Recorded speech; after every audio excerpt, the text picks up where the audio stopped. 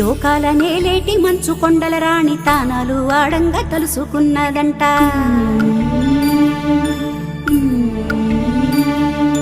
పసుపు ముద్ద అంత పసిబాలుడయ్యేను, పాలు తేనెలు గారెతి ఎన్ని పలుకులు.